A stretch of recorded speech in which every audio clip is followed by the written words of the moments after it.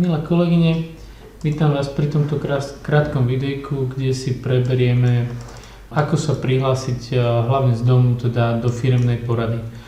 Bavili sme sa o tom, že nechceme sa prihlasovať do firemnej porady cez vzdialenú pracovnú plochu, nakoľko by to neúmerne zaťažilo našu sieť a je dosť možné, že by sme sa dobre nepočuli a nevideli.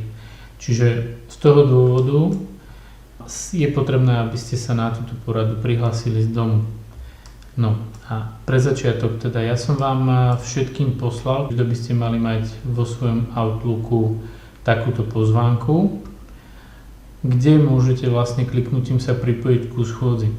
Ja mám trošku iné podmienky, ale snažím sa vám to ukázať tak, ako to bude doma. Čiže teraz sme kvázi na pracovnej ploche v práci a pozerám sa na ten e-mail.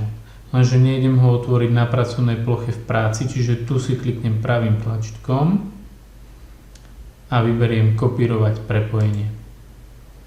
Ako náhle mám prepojenie skopírované, zavriem pracovnú plochu v práci, alebo minimalizujem a dostávam sa momentálne, teraz som na svojom počítači domácom, teda súkromnom.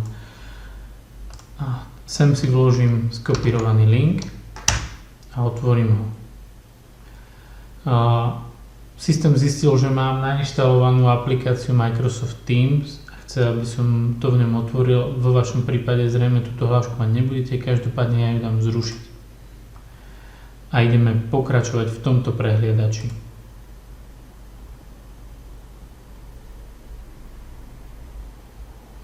Určite vyskytol sa problém. Tak toto som zrovna prezentovať nechcel, ale niekedy technika môže zlyhať.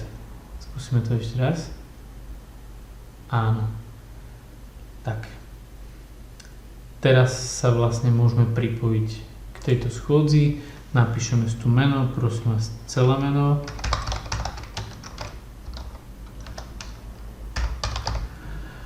Tu je možnosť pripojiť sa s kamerou a s mikrofónom.